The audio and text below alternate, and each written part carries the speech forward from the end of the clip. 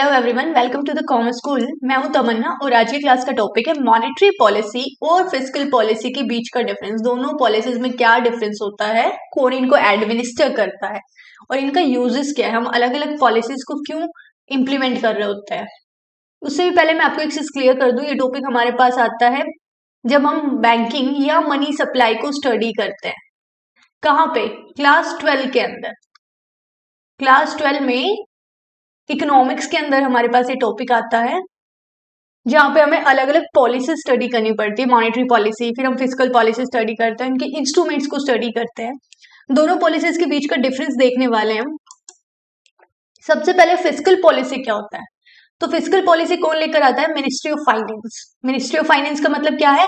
Central government ये policy को administer कर रही है। कौन कर रहा है? Central government. तो मॉनेटरी पॉलिसी को कौन एडमिनिस्टर कर रहा है? सेंट्रल बैंक, यानी कि आरबीआई। इंडिया का सेंट्रल बैंक कौन है? Reserve bank of India. तो आरबीआई मॉनेटरी पॉलिसी को एडमिनिस्टर कर रहा है। फिजिकल पॉलिसी होती क्या है? गवर्नमेंट का एक्सपेंडिचर और टैक्स रेट्स जिनको गवर्नमेंट यूज करती है अपनी टैक्स पॉलिसीज को या एक्सपेंडिचर पॉलिसी को। क्यों यूज कर रही है? ताकि इकोनॉमी को इन्फ्लुएंस कर पाए, इकोनॉमी को अफेक्ट कर पाए। वो क्या है? वो सारे के सारे इंस्ट्रूमेंट्स किस में आ रहे हैं? फिजिकल पॉलिसी में आ रहे हैं। और मॉनेटरी पॉलिसी क्या है? जब सेंट्रल गवर्नमेंट क्या करती है? मनी सप्लाई को रेगुलेट करे। इकोनॉमी के अंदर मनी सप्लाई को रेगुलेट करने के लिए जो अलग अलग पॉलिसीज अपनाती है वो कहाँ आती है? हमारे पास मॉनेटरी पॉलिसी में आती है।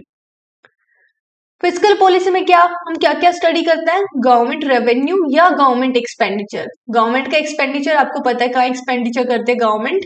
लेकिन रेवेन्यू कहाँ से आता है? गवर्नमेंट का टैक्स से आता है।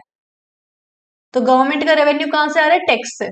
मॉनेटरी पॉलिसी में क्या होता है हमारे पास? एक तो पूरे का पूरा बैंकिंग सिस्टम, कमर्शियल बैंक्स और कौन सा बैंक कहाँ पे कितना लोन देगा, कितने डिपॉजिट्स, कितना इंटरेस्ट रेट प्रोवाइड करेगा, वो सारा का सारा सिस्टम। उसके अलावा लोन सिस्टम, तो पूरा बैंकिंग सिस्टम और लोन सिस्टम कहाँ मिलेगा हमें? मॉनेटरी पॉलिसी में कंट्रोल किया जाएगा। फिजिकल पॉलिसी का फोकस क्या होता है? Economic growth. कंट्री के अंदर ग्रोथ लेकर आना, इकोनॉमिक ग्रोथ लेकर आना किसका फोकस है? एम किसका है? फिजिकल पॉलिसी का एम होता है इकोनॉमिक ग्रोथ का। मॉनेटरी पॉलिसी क्यों प्रैक्टिस की जा रही है?